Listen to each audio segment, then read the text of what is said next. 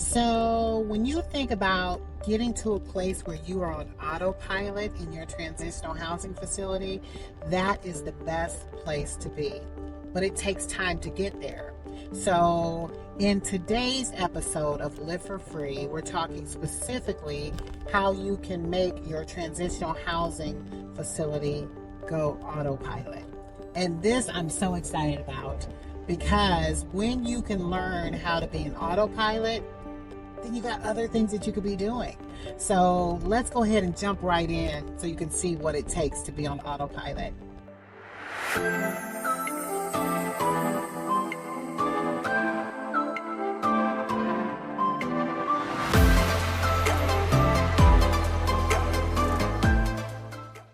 The first thing I'm going to say is that first 1 to 2 years is going to be critical because you don't know what you don't know yet. You're learning as you go. You're probably running 100 miles a minute trying to make sense of everything, learning how to find the right niche, finding the property, how to manage the property, how to set the property up, how do you find the funding, how do you find the partnerships, how do you collaborate. Like, you're going to be going stir freaking crazy trying to figure out how to do all of that. And it's not difficult to do, it's just going to take some time. And so as you're going through the process and you're going through all the steps, and mind you, we've got a lot of steps because my job is to make sure that you know how to do this well. And some steps are very high level that have several pieces, and then some are just like that. They're like, okay, but the goal is to make sure that you aren't missing a beat on understanding how to successfully set up your transitional housing facility. So as you're doing that, and I encourage you, if you've not purchased at least my basic 8 steps, you need to do that at the very least to do this well. I go over a lot of information in that, and that can be sufficient, but you really need more, at least my opinion. But I want to make it affordable for most people who get it. But as you are getting into that space, you want to make sure you find, you can go through that process and understand it well and thoroughly. Now, as you're going through that, let me tell you, you need to document everything. I mean, everything. Because when you document everything and have a way in which, and some people like paper. I can't stand working with paper. Those who know me know I don't like dealing with paper. Everything I document is electronic. But whatever toots your horn, I think you need to toot too. Find what works for you, and then you do that. But you need to document everything, and that's going to mean so much to you as you are building this out, because you're going to look back and say, man, look at all this stuff I've done, but you have no trail of what it looked like, how it works, none of that. And to recreate that, your job is not to recreate the wheel. Your job is to document everything that you can so that you can get to that next phase of automation. So as you're doing the work, because I'm just going to say, you're going to be doing the work for at least the first year. And I would encourage you to do it. Why? Because if you don't know how your business runs, how are you going to then hold someone else accountable to running it for you?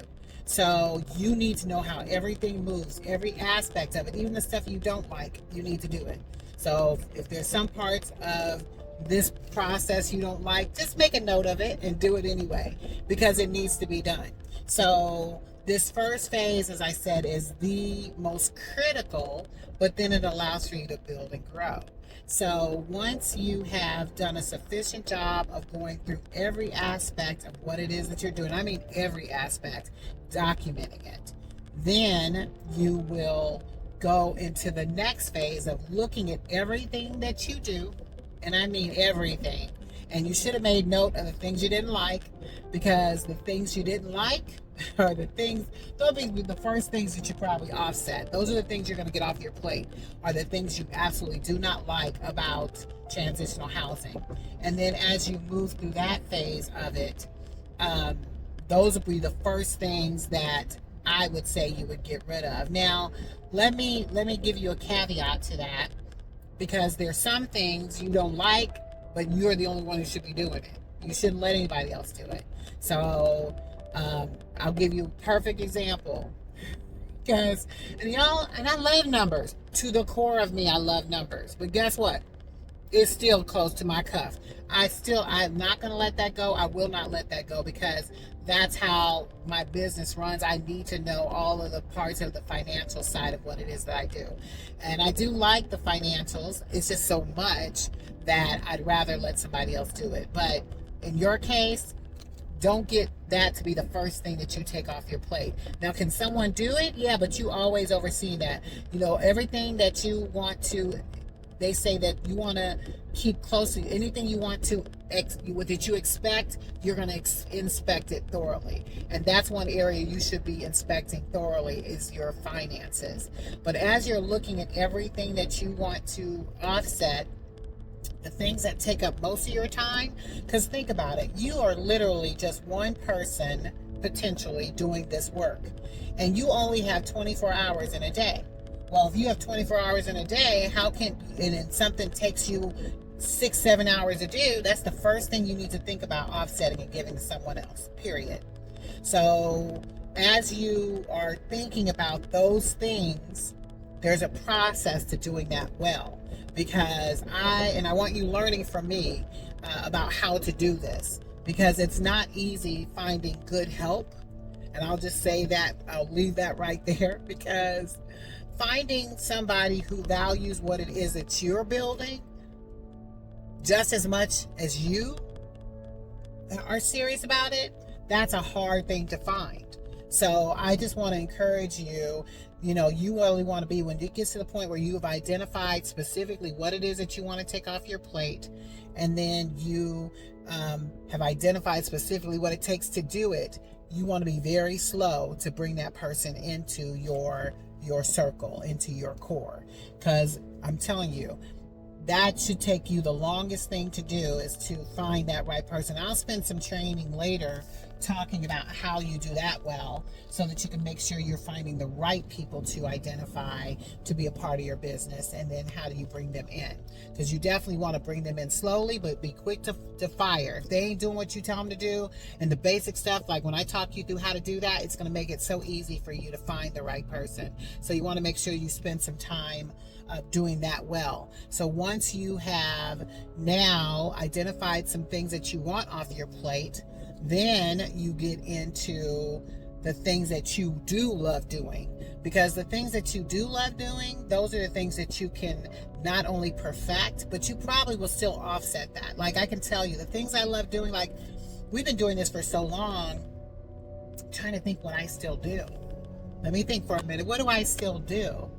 I'm still like the person who engages, I guess, no, I have someone else who does that. I'm trying to think exactly what I still do. I still look at the finances, so I do that. I think that's pretty much the only thing I still do.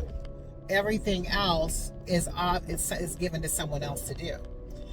The training, I don't include that piece, because that's what I love doing. Those of you know I love training. So there's nothing in our business that I still do that someone else doesn't do. So now, do I sometimes jump in? Yeah. So those are the things we could talk about in another lesson too, to teach you how to not do that. Because those are the type of things, if you spend time chasing things that you shouldn't be chasing, it's because you're not spending time doing the things you're supposed to be spending time doing. I'm just saying, sometimes you don't want to do those things. You want to procrastinate and wait to do things. That happens sometimes as well. So with that being said, we've talked specifically about how you first get everything you need to get up front first, and then secondly, you start thinking about the things that you don't like doing, you off that to someone else. And then thirdly, the things you still love doing, you will gradually start bringing more and more people into your organization, to the point where you have pretty much everything covered. Now, guess what happens? See, a lot of people, when they get to that point, they get so excited. I've watched them.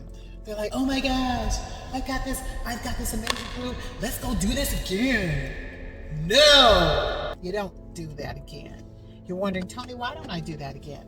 Well, because now that you have a steady thing happening, you have steady things happening in your business. You've got automation happening in your business. I mean, you have things passed on to somebody else, so that you're freed up, right? Your time is freed up. Now is the time, because when your time gets freed up to do other things, the other thing is not to go get another property. Even though you could probably chew gum and walk at the same time and do this. But I feel like the sense of urgency on this step, and this is the step I've been talking about, you waiting for, you're going to want to make sure that this is done well. And by the way, if you've not subscribed to my channel yet, please subscribe, because I'm about to give so many nuggets over the next few months, because I'm committed to building out another phase of what we're thinking about, that I don't want you missing it. Especially if you're in this world of transitional housing, you definitely want to have a subscription to what it is that I share. But this step right here, most people miss, because they typically want to, because we're talking about being automated, right? And that things are seamless, right? So when you get to the point where things are coming off your plate and you're freed up now, and you remember you're still looking at your finances, you didn't take that off your plate. Now I need you looking at your business and looking at how profitable you are. Okay, now let's just say you have a business that is bringing in well, I'm just going to use simple numbers just to keep it simple. Let's say you're bringing in a good $100,000 a year from this business, and you got good money coming in, and it's getting ready to come in, right? And you're not quite to where you're free, you can do whatever you want to do, but you know you got good money coming in. You got to the point where you're paying taxes. Okay, this is where you need to pause and look at your structure, because most people getting into this place, most people are being advised to go get your LLC. At best, get your LLC, right? Get it in place. Limited liability company, so it's not you directly being impacted. You have a buffer between you and business. So, and that's what most people do.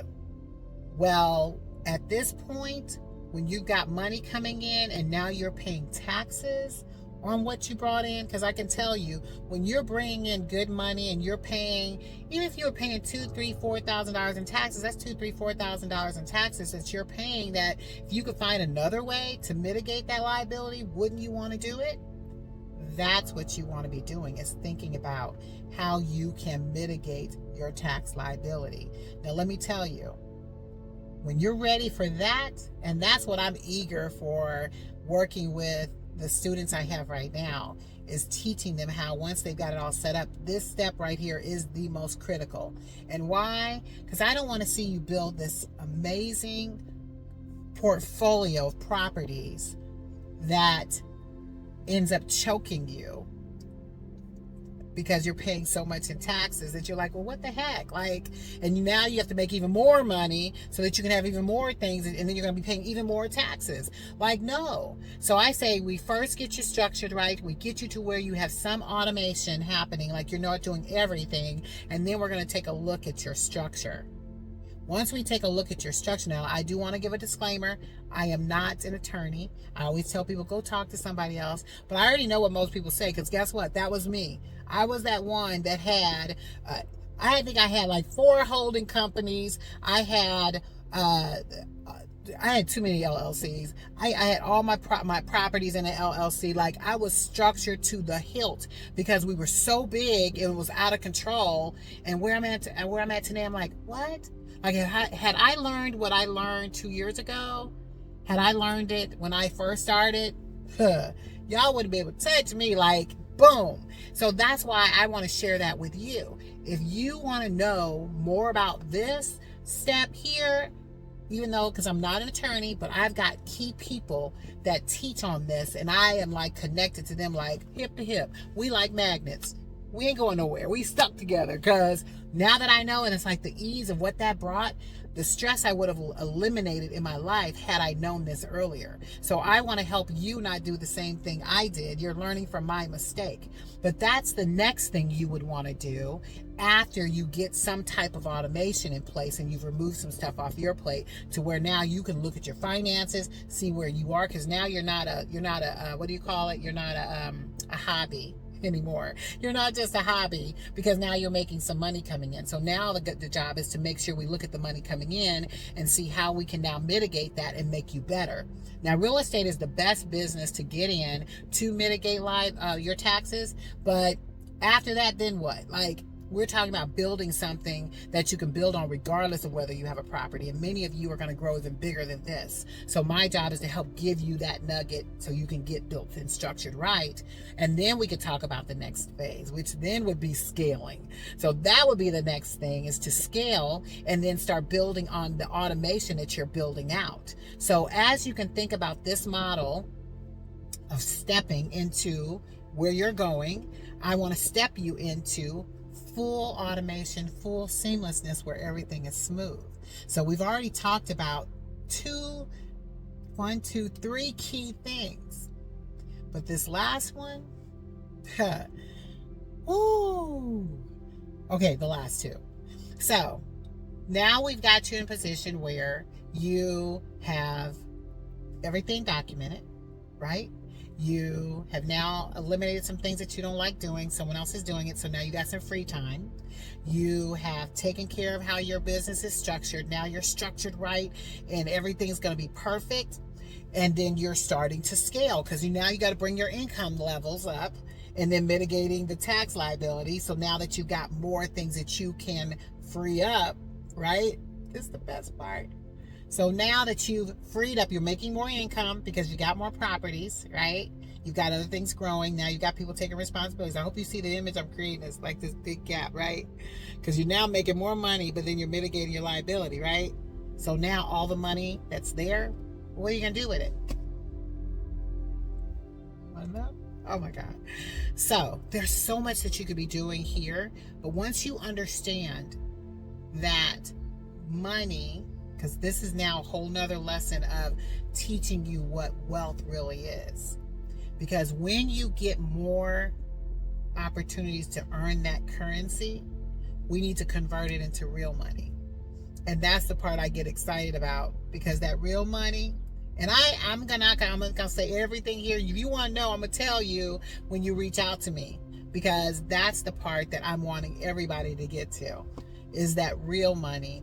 And then you really have the freedom that you really want to have. And that's what I desire for everyone who watches me, is to really have that true freedom. Because that true freedom that you get, that you can then now take and then really do big work in the world, powerful. Because you hear me talk all the time about changing lives, transforming the world. So imagine a world where not only are you able to gain more wealth that you can help your family grow, but you can then give back to others. That's the part I'm talking about. Because when you can create something and now give back to others, because you're not worried and you ain't stressing, you want to give back to the world. We don't want to mitigate your liabilities and mitigate your taxes so that you can go out here and buy more stuff. Stuff ain't getting you to the kingdom. You ain't taking none of that with you to the kingdom. What you will do is help other people. And that's the best part of what it is that we do. When you can really help somebody, to help yourself get to a place as you're helping people, to where now you are free to be able to then help other people. That's the power I'm talking about. So I know I went over a lot. I could talk about this all day long. Those last two, though, those are heavy hitters. I'm going to do heavy hitter training on those coming soon. If you want to know more about that, give me some comments, because I love hearing from you. By the way, I love all the comments I'm getting so far from you, because my goal is to not only help you change your life, change the way you're positioned, change your legacy, your family's legacy, but I want to see you impact this world. I want to see you giving thousands of people or thousands of dollars to other people. I want to see you building wealth that you can be able to give to the world and change the world and change somebody else's life. That is what can happen in what we're creating, and you still are going to be good. So I hope you enjoyed this episode. There is more to come on this topic, and if you want to see more in any particular area, go ahead and ask me the questions in the comments. I look forward to hearing from you soon. Go ahead and be blessed, and go ahead and do your part to transform the world, because you can do it, and I will be along here helping you do it along the way.